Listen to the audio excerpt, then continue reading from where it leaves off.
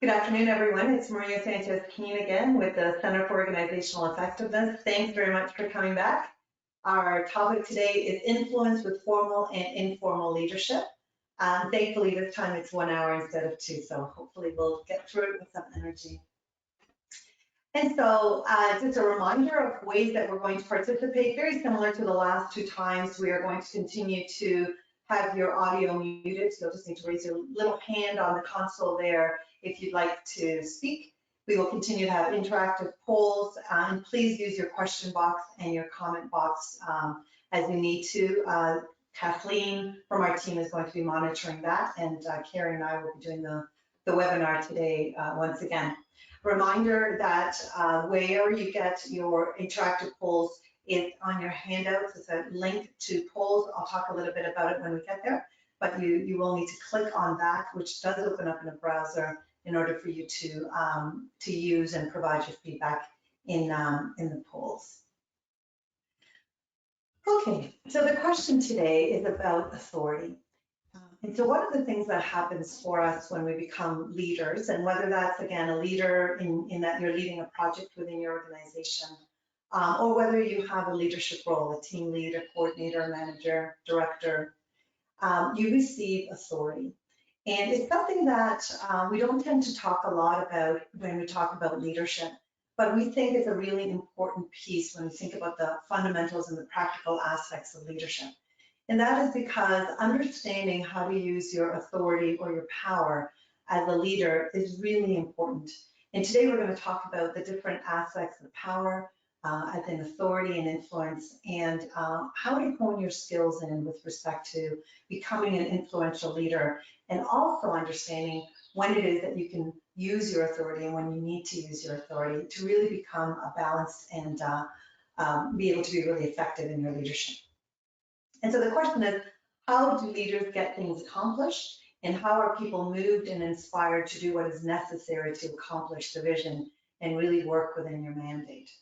So as we think about this, we're going to actually start with your experience.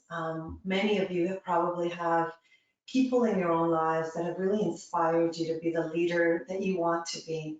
So today, we want you to start by thinking about a leader that you've admired, that you've looked up to, that you really believe embodies the type of leader that you've become or that you wish to become. And so as we think about that leader, and for many of us, there might be more than one, but today I'll ask you to just think about one. I want you to recall that leader and think about the behaviors, the qualities, the mindsets that that person had, perhaps how you felt when you worked with them, the kind of worker that you became because of them, and what you were able to accomplish because of the leadership that they provided you. And so as we think about that leader, we're going to gather just a sense of the qualities of that person. So we can kind of start with that aspect of it. And so in terms of learning a little bit about you from that perspective of the qualities that you admire in a leader in your life, I'll ask you again to go to the links to polls handout. And again, if you can't find it, just pop a question in the question or the chat, and Kathleen will guide you to getting to them.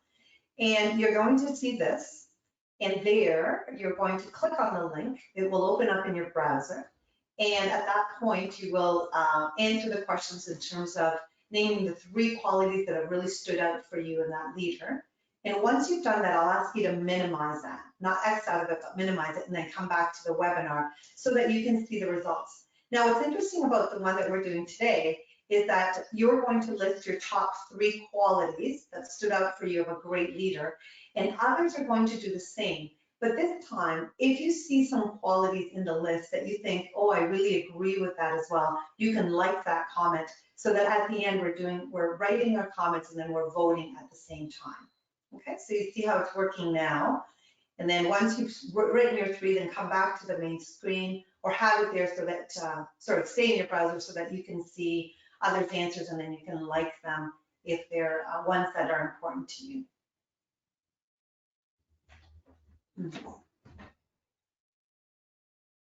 So we see people talking about someone that took a chance on me.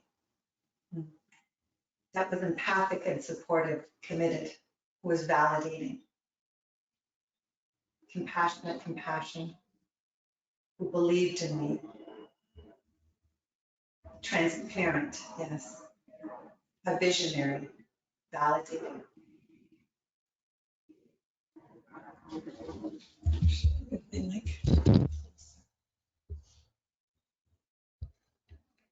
Sorry, my mic was far away. Hopefully you can hear me a little bit better.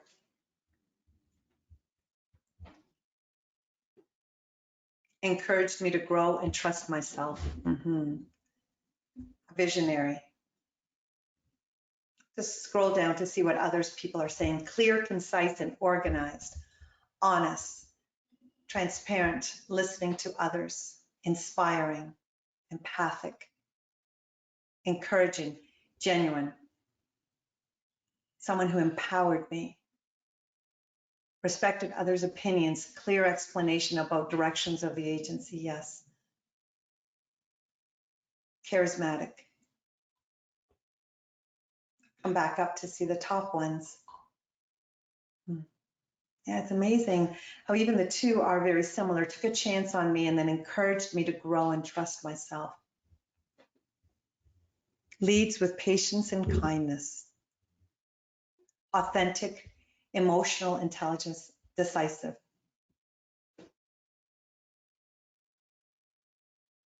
Wonderful. Thank you.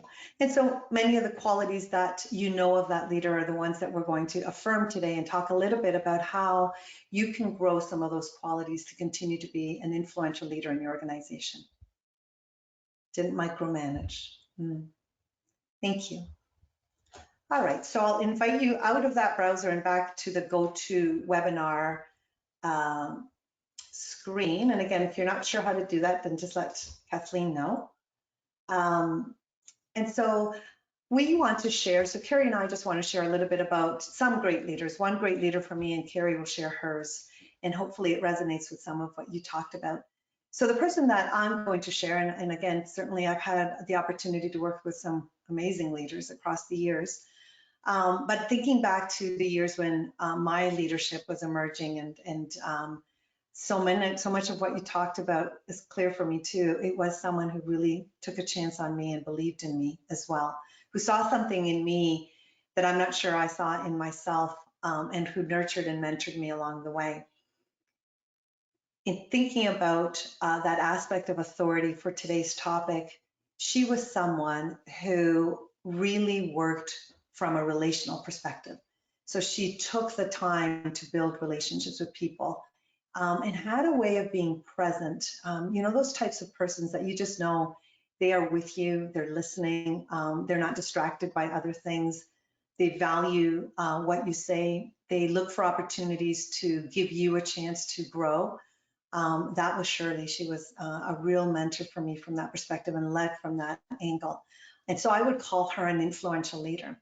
In addition to that, Shirley was astute enough to understand the politics of the organization. She grew her networks. She understood how to promote her team and how to really be present. So she had that ability to be really with you in the moment, but also had the capacity to do systems thinking and to understand the bigger picture. In addition, I think Shirley was someone who helped me grow by challenging me. So while she was relational and patient and took a chance on me, she was also someone who had crucial conversations with me and challenged me, and who I saw do that with other people in a very kind and gentle way, but also with a sense of authority when she needed to do that. So she had that balance of being very relational, relationship focused, and very influential in her leadership.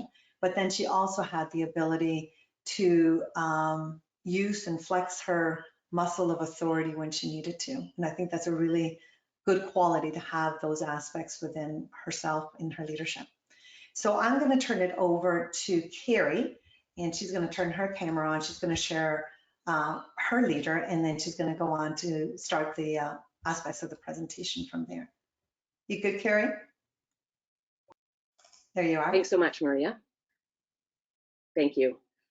So I wanted to share with you a little bit about Dr. Tom Freeman, who some of you have likely met or interacted with at some point in your career. He's a family physician in London.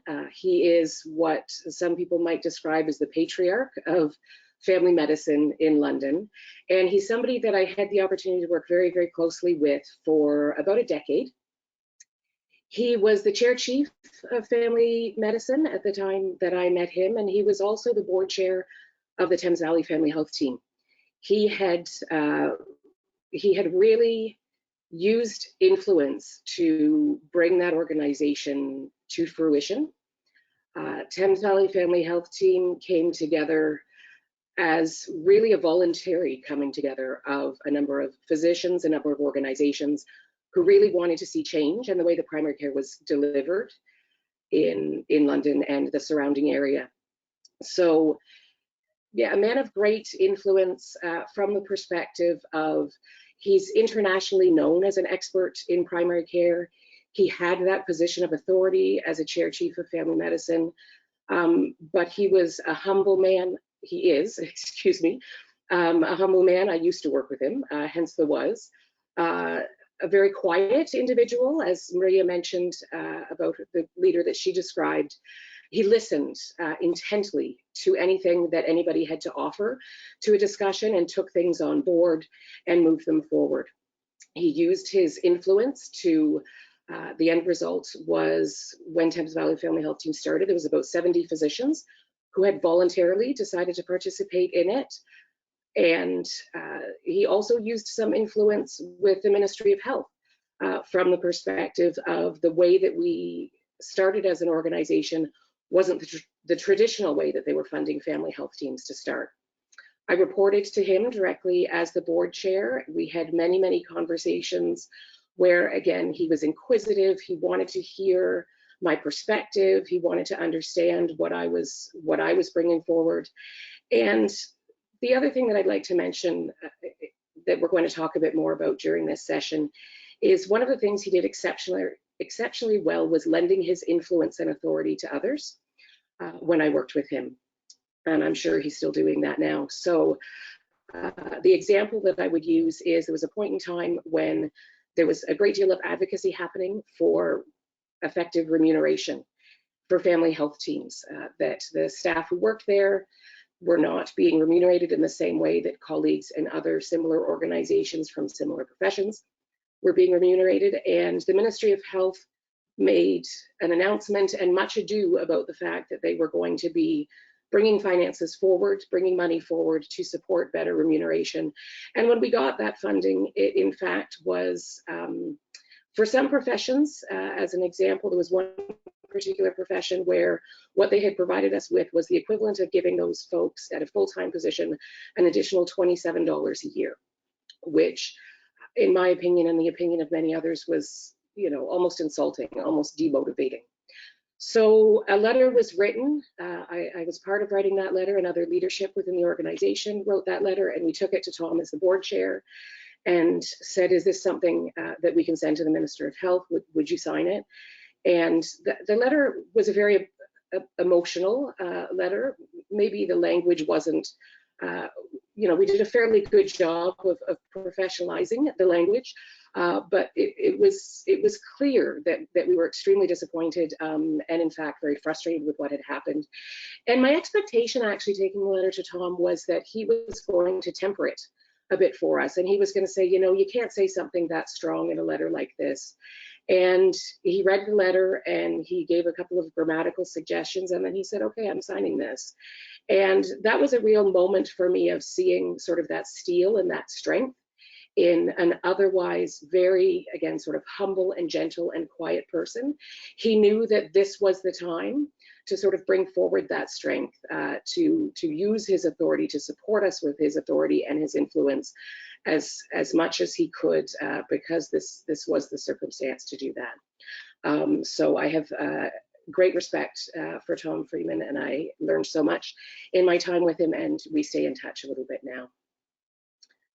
So as you've heard those two stories, and hopefully some things there have resonated with you in some of the things that you talked about related to great leaders, we want to talk again about how do you use that influence? How do you use that authority? What is it all about? Where does it come from?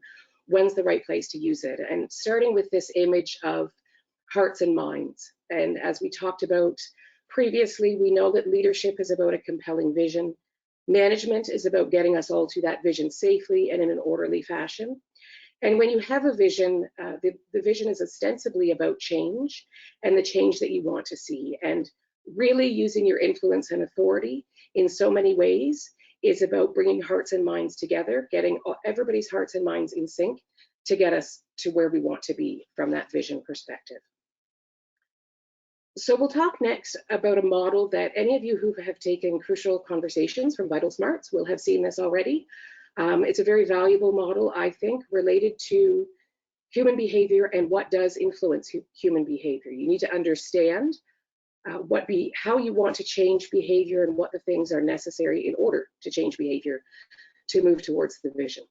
So the top two blocks that you see there start with ability and motivation. So Vital Smarts will say there's two things that need to be working in the same direction in order to change behavior. One is the ability, the other is the motivation. And both of those components can be looked at from three levels. The first level being the personal level. So if we start with ability, does the individual have the skills to do what it is that you're asking them to do? From the social perspective, are they able to do their job because everybody else is doing their job, or are they being blocked from moving forward towards the vision because other people in the organization aren't pulling their weight or doing the right things to support them? And then from a structural perspective, ability, again, have you given people the tools that they need to do what you want them to do? Have you given them the resources that they need? So ability in large part in all three of those levels is something that can be impacted from a management perspective. Speaking about management and leadership, can you provide training? Can you ensure other members of the team are doing what they need to do? Can you provide the tools and resources necessary? In many respects, management and something that you could bring about potentially because you have authority to authorize training, that kind of thing. There's some influence pieces in there as well. Motivation is very much the influence side of the equation. So personal motivation, what is that individual's reason for wanting to do what it is that you're asking them to do, or not wanting to do what it is that you're asking them to do? And asking questions to understand that, understand what the personal side is that might be holding them back, gives you the opportunity to use your influence, gives you opportunity to problem solve. The same with social. Again, what is the motivation behind needing other people to do particular things? What is the motivation behind a group who aren't necessarily moving forward in the way that you want them to? And structural, of course, the culture of your organization. Is your organization organized from a perspective that people are using influence and authority in the right way, a culture that you want that nurtures people, that supports people, and moves people towards the vision that you want them to? So when you understand the reason that somebody might not be moving forward with you, then you can start to look at what are the specific areas you might want to address related to that. We want to spend a moment now and talk about some definitions and make sure that we're all on the same page as far as definitions. Maria used once or twice the word power, and we've used the words authority and influence. We want to take a moment and talk about the word power. When you go to the literature and look at authority and look at influence, quite often the word power is part of that academic discourse. And the definition here is really about getting an individual or a group to do something or not do something. And there are many means by which that can happen. You can use that ability. Power, of course, has many negative connotations. Abuse of power, authoritarianism, certainly colonialism in our society. People really do shy away from the word power and completely understand why people do that and why power isn't necessarily a comfortable word. So you might hear us use it once or twice. We're really going to look more at these two subcategories, which are authority and influence. And I'll throw out another quick example from Thames Valley about Family Health Team about that word power. Our vision and mission when we started had language in it about wanting to be a powerful network. And that was created by a steering committee before we were an organization, before we had any funding. we had to put in a business plan, and that language was in the business plan. And then once we were up and running and we had some staff on board and we're working with patients and working with our physician partners, we did some work on our vision and mission. And one of the things we heard very loud and clear when we did stakeholder engagement was that people were really uncomfortable with that word, that we would call ourselves a powerful network was a real challenge for folks.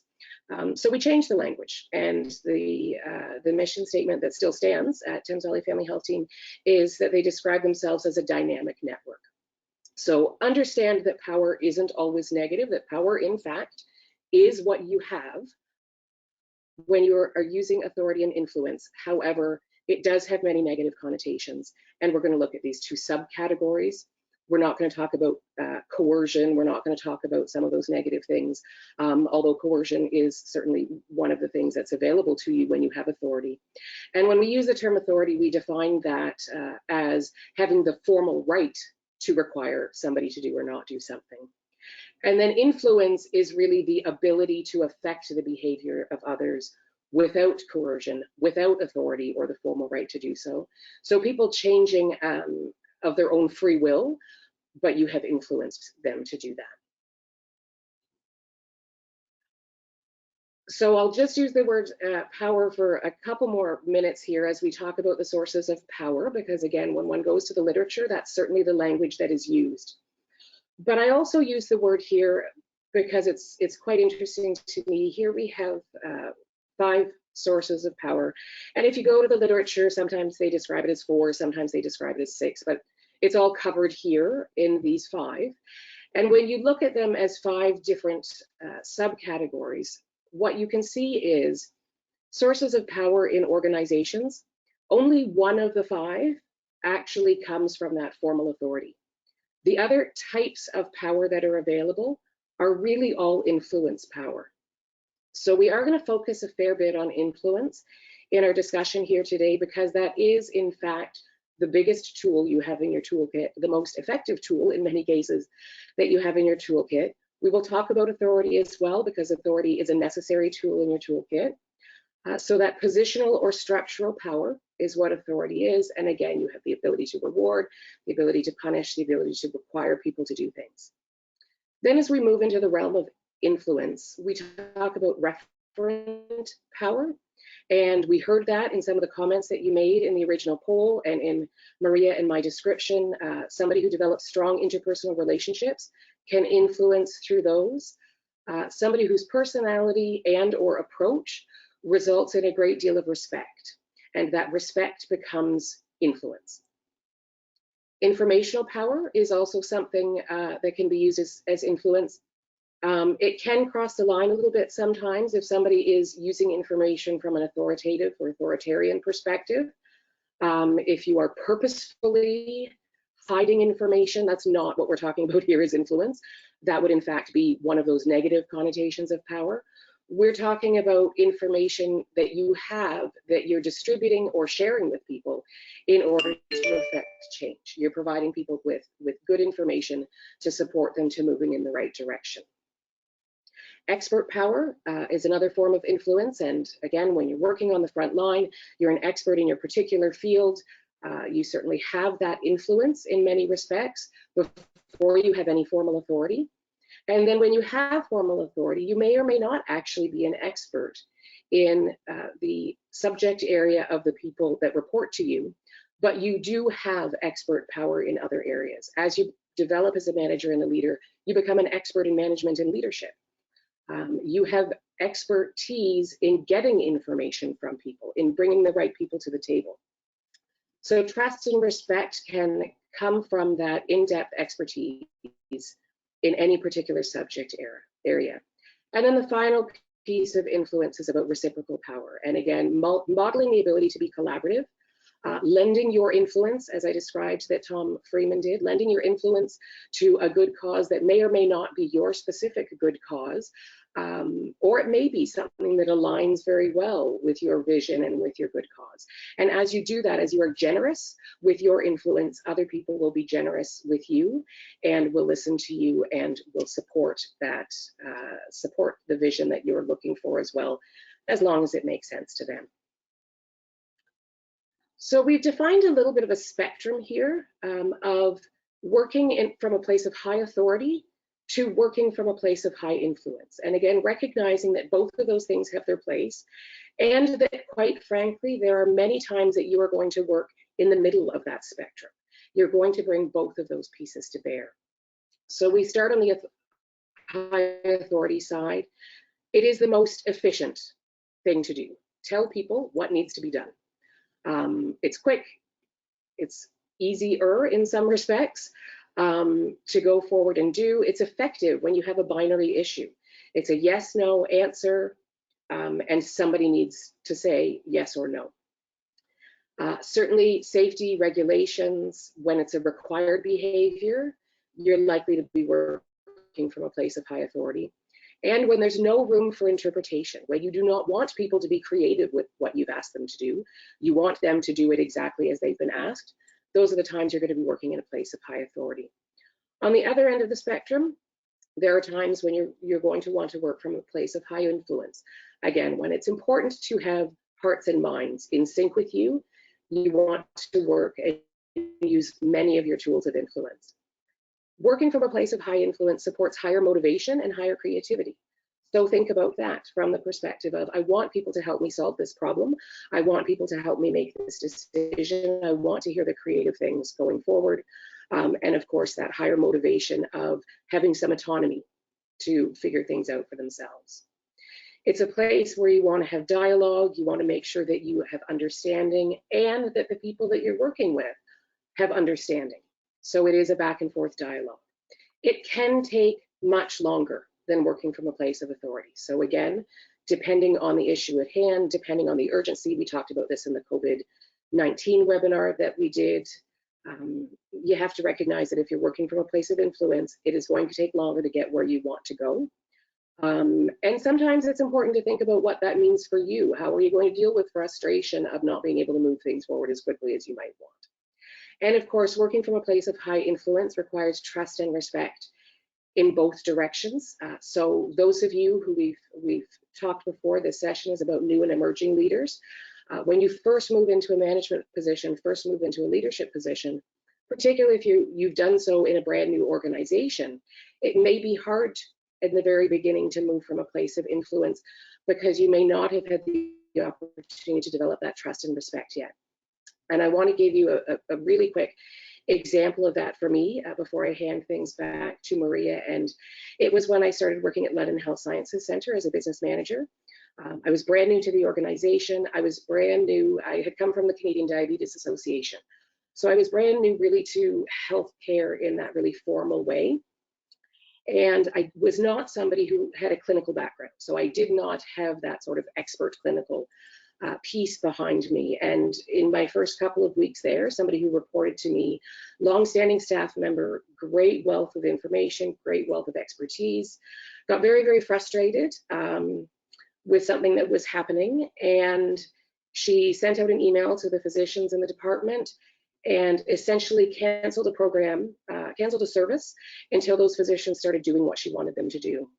And within 5 minutes of that email going out, my director showed up at my door and said, you need to go deal with this. She does not have the authority to do that. She should not have done that. So I got up out of my chair and I walked over to where this individual worked and really had to think about on my way over there, okay, this is a bit of a boundary testing here that this individual is doing. Where am I coming from as to how I am going to address this? You know, certainly the director had kind of said, like, go there and bring the hammer down. Although I think the director recognized that she was saying that out of frustration and that I was probably going to temper myself on the way over there. But I had to go to this individual and use both authority and start working on developing the trust and respect for influence. So certainly the authority discussion was, you understand you don't have the authority to do this. We need to send an email out right now saying that you have not in fact canceled this service and that things need to proceed. We moved in that direction, and then we moved into an influence conversation about, okay, let's talk about why you were so frustrated. Let's talk about what the experience has been for you. What brought you to this point? What can I do to support getting things done the way they're supposed to be done so you don't get this frustrated next time? We had great dialogue started to develop that trust and respect, and really ended the conversation back a little bit on the authority side and say, so you understand that this is something that you can't do. Yes, my expectation is you aren't going to do this. Yes, I understand that. And I asked the question, so when you get to this point of frustration next time, or hopefully before you get to this point of frustration next time, what are you going to do? And the answer was, I'm going to pick up the phone and call you and talk to you. And for me, that was the best potential outcome out of this this very first really high stakes interaction that I had with this individual. And it's a way to, again, start to build that trust and respect where you maybe are walking in a little bit cold and don't quite have it yet. So I'm going to invite Maria back in to do a poll with you and talk a little bit more about influence. Great, thanks very much, Carrie. So the poll, just quickly going back to polls everywhere, if you want to just give us a sense of, click it here, sorry. The next poll, sorry, let me just pull it up, is related to just where you are at on the spectrum of authority and influence in terms of your comfort zone. So all you need to do here is just click on the on this continuum where you think you land in terms of your comfort zone. Thank you. Yeah. Awesome. So we just see by the notes there where we're at. I'm also mindful that the line was just a little bit choppy. So if you can provide feedback, if I am also choppy, then what we'll do is I'll probably just get off camera and see if that helps us out. So please give us the feedback and let us know. And Kathleen, feel free to just get on mic and let me know if I'm not picking up on it. Okay. Yeah, it's not surprising.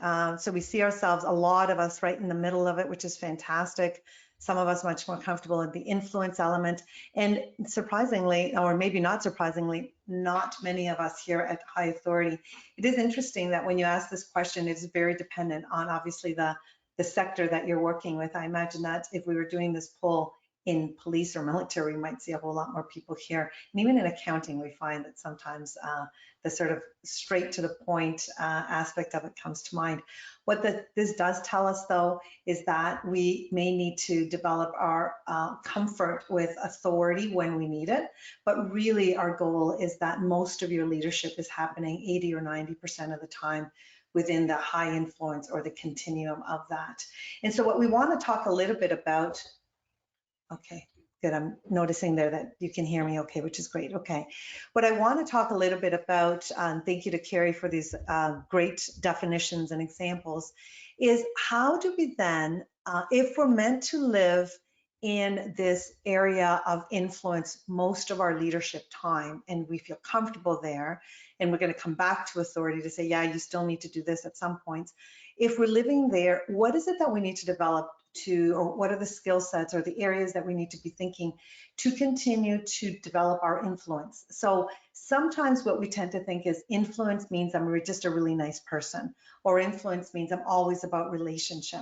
And those are two important aspects of it, that you're nice and that it's that you are about relationship. But there are other skills, and maybe these are the skills that that we're picking on today that aren't as maybe known. So that's what we want to focus on, are some of those aspects of it. And so the four that we're going to focus on are organizational intelligence, team promotion, trust building, and leveraging networks.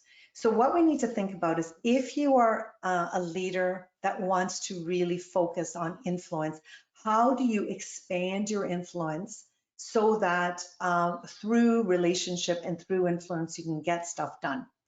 And so I'm going to talk about each of those, each of these in a little bit of detail, and then we'll go back to the polls in a moment. Okay, so in terms of organizational and intelligence, really important here is for us to hone in and understand and develop the formal and informal structures within your organization. Because if you want to be about influence, you've got to understand not just the organizational structure, because that's all about authority, but informally, how do things get done? Who are the people that will also hold relevant power, or the definitions that Carrie talked about, that you also need to be connecting with, so that you have an understanding of how they fit into the picture. So how do you understand how things get done and embrace the reality of your organization's politics? So we are human beings, and by that, we are political. So we are not going to work in organizations where there aren't politics. We just hope that we can taper those, that we can understand them, and that they can be really fair play in the way that we run our organizations. But there's always going to be that element. And as a leader, it's just important for you to understand it. You don't have to contribute to it. You don't have to be a part of it, but it's important for you to have a sense of what that is like for you. So what does that look like? It is about networking to build your social capital. And so for some of us, that comes more comfortable than for, is more easier than for others, depending on our preference and our personalities. And it doesn't mean not being yourself. I think in Carrie's example of Tom Freeman, you would note by her example that this isn't a cheerleader person that's kind of buzzing around the room and in these social settings, which is what we tend to think about. It is about finding ways to build relationships within your organization that are comfortable for you, whatever that looks like for you, and to reflect on that. How do I feel most comfortable in building some of these? The next point is really important. To be an influential leader and to think about organizational intelligence means to pause before responding. So if you are constantly reacting to a stimulus, a person in your organization, an idea, time-sensitive issues, stress, the learning here is to pause and reflect and to gather information. So to be influential is to be able to say, you know what, I'm going to listen, I'm going to hear, I'm going to understand the context of what people are saying before expressing myself. So creating that space between stimulus and how you respond is really about organizational intelligence when it comes to influential leaders and about listening to what others have to say. So it is about increasing social intelligence, which is about paying close attention to nonverbal cues, practicing active listening, considering how others might feel, finding ways to appeal to the common good. So when you are wanting to be this leader and live in this area of influence as a leader, you need to develop those skills of being other focused and being aware of what is happening in the room. And again, for some of us, that comes much more naturally than others. And it is about asking yourself, is this something that I really need to think about and find ways to develop? Again, it's about interpersonal relationships and about cooperative relationships. So here's an interesting one. So sometimes when we're in a project, and if you're thinking from this perspective of understanding organizational intelligence, you might begin to understand who the people are that are your roadblockers in your organization. People who you might be going along really great, you've got lots of buy-in, people are really liking your idea or your project, and then you bring it to a certain group of people and they're the blockers. They're the ones that are going to say, yeah, but this, and you didn't think of that, and I don't think we can do it, there's no budget for it, whatever it might be. And in fact, it's those individuals, the roadblockers that get in the way, that you might need to be thinking about, how do I build social capital with them? How do I include them in the project early enough so that their ideas, which are often valid and important, get included as I think about my project? That's being an influential leader and thinking about the organizational intelligence in your community. I've seen projects move forward in organizations and then get to a place of decision making, and key leaders that have a hard time not being included are the ones that are putting up all the barriers because they didn't know, they weren't considered. And these could be individuals in IT, they could be individuals in administration, there could be other colleagues that you know need to be a part of the decision. So it's about thinking from that and having that as part of your mindset. The second one is one that I think a lot of people in the social sector, and perhaps maybe as Canadians, the word promotion is one that we aren't very comfortable with, and we're using it here, adapted from the Center for Creative Leadership, because I think it's helpful for us to maybe stretch into that idea that sometimes we do have to tell our story, and that to create and to be an influential leader is to be able to say and celebrate the successes that you've had as a team. As an individual, that feels really foreign and uncomfortable for many of us, and that's not what we're talking about. It's not about self-promotion, but it is about acknowledging the accomplishments that your teams have made. We don't do this well in the social sector, partly because we're really busy and because we just think, well, that was just my job and we move on. But as a leader, it's really important to pause and celebrate and to think about, how do I acknowledge in small and big ways my teammates so that they know that I really value the work that they're doing. So there's a skill set to this. It's a matter of thinking, how do I do this in a way that makes sense? So finding opportunities, and then opportunities to engage others. So team promotion comes from the possibility, and you named it in some of your examples, of being able to say, I want these people involved. She took a chance on me. They included me. Who are those people in your teams and in your organization that you think this is an opportunity for us to grow and develop certain leaders? So sharing your success stories, fostering healthy collaborative workplaces. So it looks like authentic in presence and involvement. So this is not about being someone you're not. Go back to who you are and think, how do I, within my context and how I do things, really promote and provide gratitude to my team. And it might just be about beautiful notes that you write that no one else knows about. It might be about emails that you send. It might be about a pizza party after an amazing accomplishment or goals that were met. Letting others know, and we sometimes think that people will make and connect dots, and that doesn't necessarily happen. So the organization has seen some great results, and it's okay for you to say, here's how my team contributed to those aspects of that. It's about building the skills for collaborative decision-making processes. And I want to stop and talk about this one a little bit, because I think that many of us don't know what it means to have good skills related to collaborative decision-making. We're going to spend a webinar on this aspect of it. But here, I want to highlight that just because you're in dialogue with your teammates does not mean that you're in a collaborative process. It's much more than that. And so, and sometimes people get really frustrated by, oh, we talk and talk and talk, but nothing ever gets done, or we get off on tangents and you're not sure how to bring the team back on. That's not collaborative decision-making. Collaborative decision-making is really about having a clarity in terms of even what you're asking people. Are you seeking their input, their feedback, their decisions? Are you evaluating something so that people understand how they're contributing and what their place is within that collaborative decision-making process? So stay tuned, we'll talk more about it, but I do want to say that here it is about developing those skills to be able to do that effectively. Another important one is delivering on your commitments with real accomplishments. So again, if you want to grow your influence, then it is about, this is what we agreed to as a team, or me as a leader, and I'm going to ensure that I accomplish, where there may be times that you can't for some reasons, but really aiming to reach your commitments. And then helping people connect the dots between what happened in your team's work, as I mentioned earlier.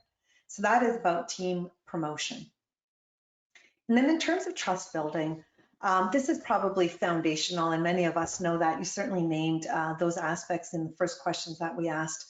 I always talk about it as moving at the speed of trust. Things don't move any faster than that. We may want them to, and authority might lead us to that, but really, if we want to be influential and move people and move them through really good motivation, it is about building solid trust here. And so you might want to ask, how do I nurture that trust? How do I make sure that there is opportunity for, in every connection that I have with people, that I am building trust? So that is, it's fundamental. If you're thinking, how do I grow my influence? It is about trust building. So some things that you might want to think about, it is about open, ongoing, and timely communication. Certainly some of the feedback that we've received from staff during this COVID-19 time has been how grateful they've been about their leaders providing open, ongoing, and timely communication. And some have articulated as even better than in past times. So take heed from that. How is it that we can communicate? And remembering that communication isn't always about, I sent an email and therefore I communicated, but opportunities for that two-way conversation. Being trustworthy, so our actions, behaviors, mindsets, and even symbols. And symbols can be things like, how present am I to an individual? Am I actually with them, or am I texting, or am I multitasking when I'm hearing someone share their thoughts and their ideas? What is the setup of my office? Even what is the setup of these virtual meetings, that people understand that I'm really with them? So those are some of the symbolic things: actions, behaviors, and mindsets. Am I talking about people behind their back? Not great as a leader. Of course, you need to have people that you are in confidence, and they're your confidant to share where things are at. But past that, it's probably not healthy for you to be in conversations about others. It doesn't build trust. Addressing challenges head on. And so this, again, sometimes when we are so focused on relationship, we tend to think that that means that I can't challenge an individual that I'm working with. And even to be influential, and perhaps more to be influential, people need to know that you're going to call them to account, that there are boundaries, that if they're not reaching milestones or not coming to work on time, that you're going to have a kind conversation that focuses on solutions, as the example that Carrie shared. Building your skills as a leader. So this is really important that people understand that not only do I trust you as a colleague and as an expert in a certain area, but I trust you as a leader. You've taken your leadership seriously and you're developing your skills with respect to that. Integrity is huge for trust building, and a really easy definition is say A, do A. So if this is what you committed to, then follow through and do it. If you can't, then come back and circle and say why you couldn't do that. And then fostering loyalty. And so this isn't about demanding loyalty. And these are funky words for us sometimes too, but it's that aspect of I foster loyalty by building trust. And when times get tough, and we know they are, and they will, when you have loyalty behind you, people will trust you even if they can't fully understand the decisions that you're making.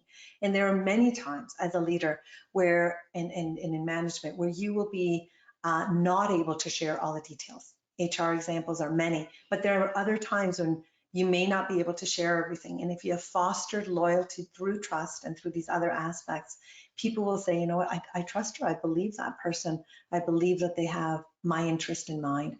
So these are all things, again, that you can do to grow your influence muscle as a leader in order to be as effective as you can from that place of comfort and from really the most effective way to lead out of influence.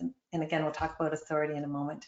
And the last one really is about leveraging networks. So from here, we've already talked about organizational intelligence.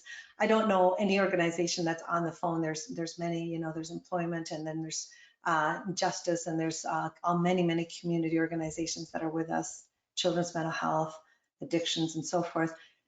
Most of you that are on the phone don't work with individuals who just work with your organization. We work with complex people that touch many different organizations.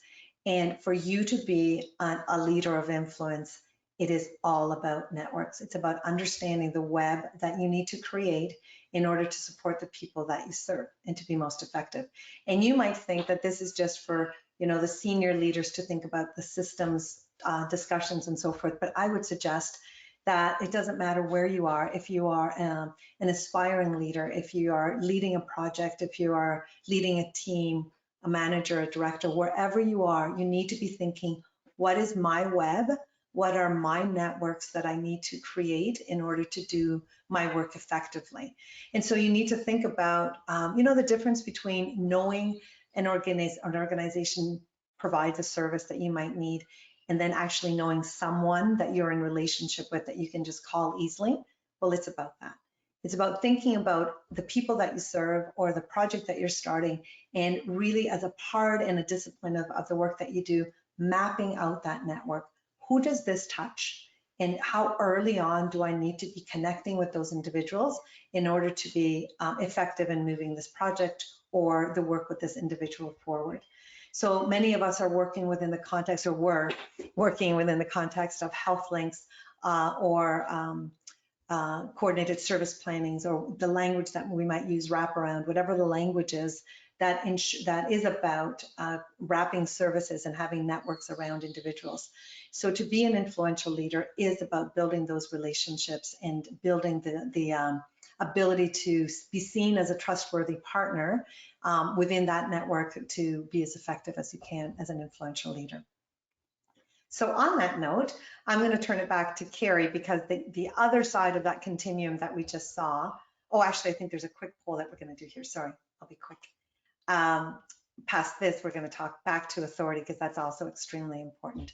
And so the question here, moving to the next, is just your comfort level around these areas. So the first one is, which of these keys to influencing others do you have the highest level of competency? And so it's level 1, 2, 3, or 4, and we're just going to see which ones grow and which ones don't. So highest level of competency. So you're returning to your polls.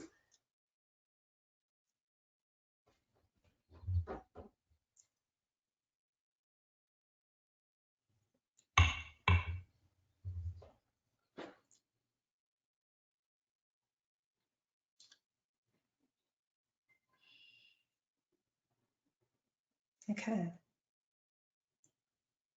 So trust building, organizational intelligence being ones that you feel most comfortable with. So a good opportunity for us to say, is it team promotion and leveraging networks that I need to be thinking about? Now we'll just do the opposite to see if we get a similar result. And so the question is, for this one, where do you feel the lowest level of competency? So I think we'll see the flip, but let's just see.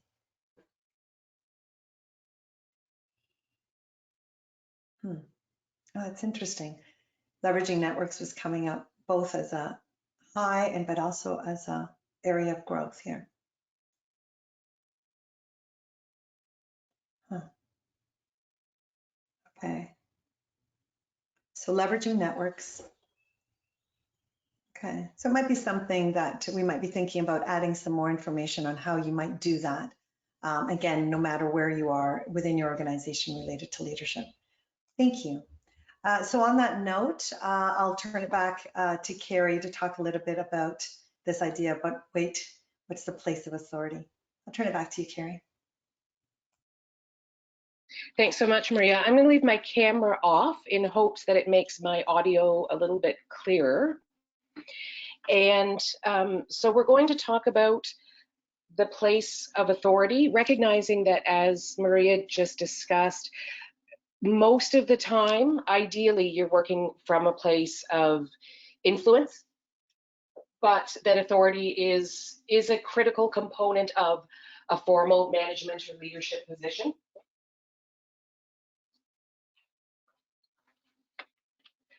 So we want to talk first about when do you use authority?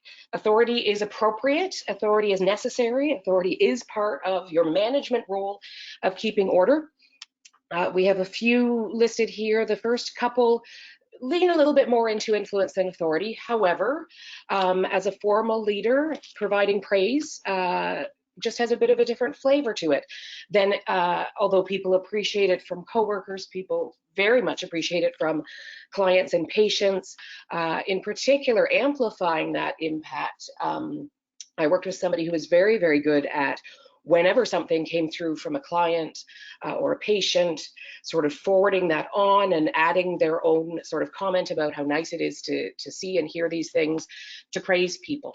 That expanding of reach, and I think I described that quite well with Tom Freeman, but sometimes you can use authority as a way into influence. So if there's somebody that you need to come to the table and you can't influence to the table, if you have the authority to require them to come to the table, then that gives you, they're there, and then you can start the conversation from a place of influence. So those ones are a little bit sort of mixed up. I've talked about simple issues with potentially multiple right answers. Sometimes a final decision just needs to be made. There is no clear winner. You may be the one that has to do it. I've talked about urgency. The idea of the last 20% is something that, you know, it's a little bit tricky and you want to use cautiously.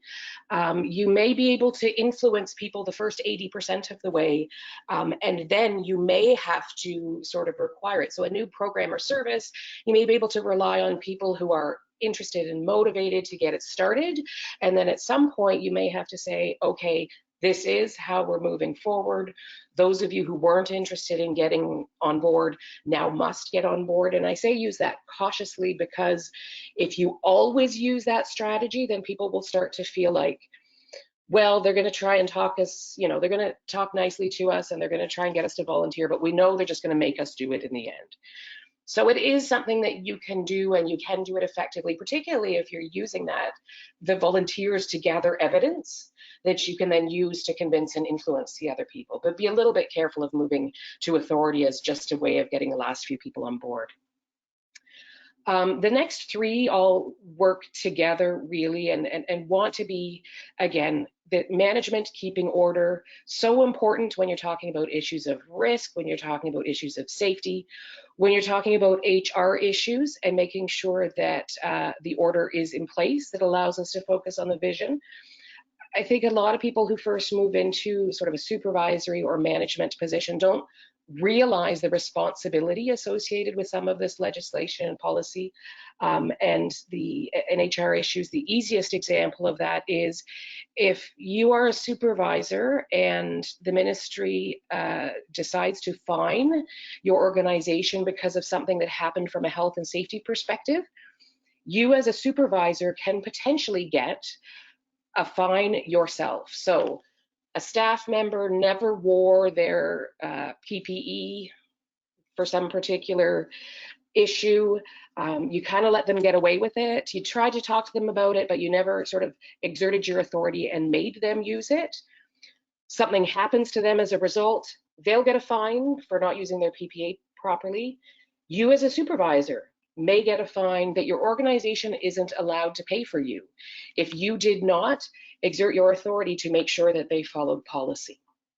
And then there's the cultural pieces as well. You know, if you're not making sure people follow HR policy, if you're not setting expectations and holding people accountable, then the culture of your organization does not support an ongoing accountability type of culture. And I described the idea of boundary testing in one of the examples that I gave you earlier.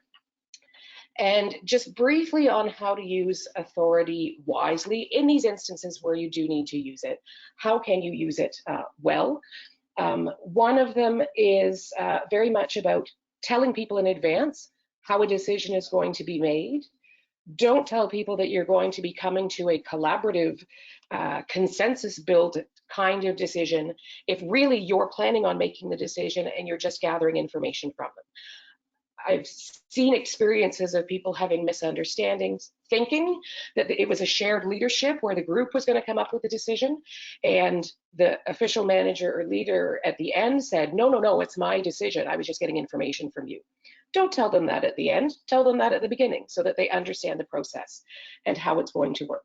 Again, use your authority wisely is to use it when it's appropriate. If the situation calls for it and you don't use it, you're undermining your credibility, potentially the organization.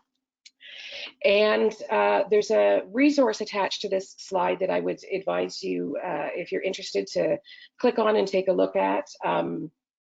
The idea of being humble is how to use authority wisely. Recognizing that you're not just using your authority from an ego place. You're not using authority because you can. You're using authority because it's necessary for the situation at hand. And this idea that you can be authoritative without being authoritarian is so critically important. And always remember, you do not have to be perfect yourself to use authority, but you do need to create that respect, that loyalty, that trust. You need to model candor. When you make a mistake, share that you've made a mistake, that you're going to hold yourself accountable just as you are holding others accountable. On that note, I will hand it back to Maria, and she will spend the last couple of minutes wrapping up for us. Thank you. Thanks very much, Carrie. So much to say about these topics in such little time. So thank you. Very quickly then, it is, of course, as we've talked right from the start, a continuum and a balance. I want to share that in addition to the resources that Carrie's talked about and the ways that you might want to use authority, here's just a summary of what we talked about as a checklist. You might want to spend some time just looking at it and circling the ones that you think, yeah, in terms of influence, these are the areas that I might need to work on. And then on Carrie's slide, same thing. What are areas that I feel comfortable, and then areas that I also need to develop in terms of authority as part of leadership. So for those of you who are taking the certificate, and you might ask who's eligible, you may want to go back to the lead of your organization to see whether you're supposed to be doing this.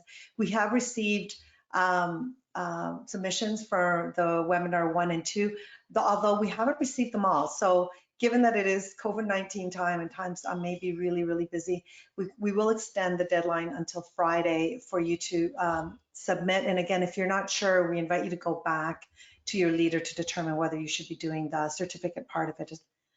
In terms of the certificate, I won't go through the 3 questions that are listed here, but they will be provided to you. Kathleen will send you an email with them, and they will be posted tomorrow. They are due June 22nd, which is our next webinar starting at 12.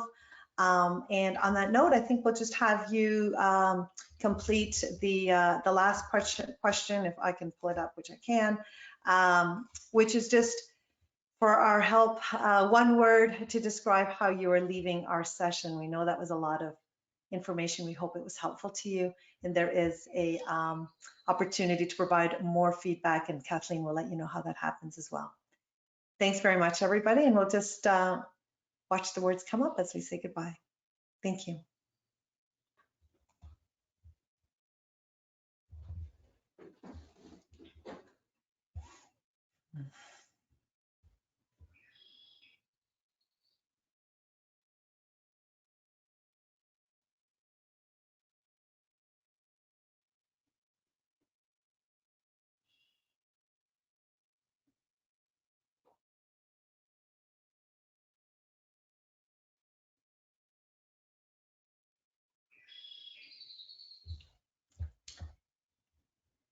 Great. Thanks, everybody. Bye-bye.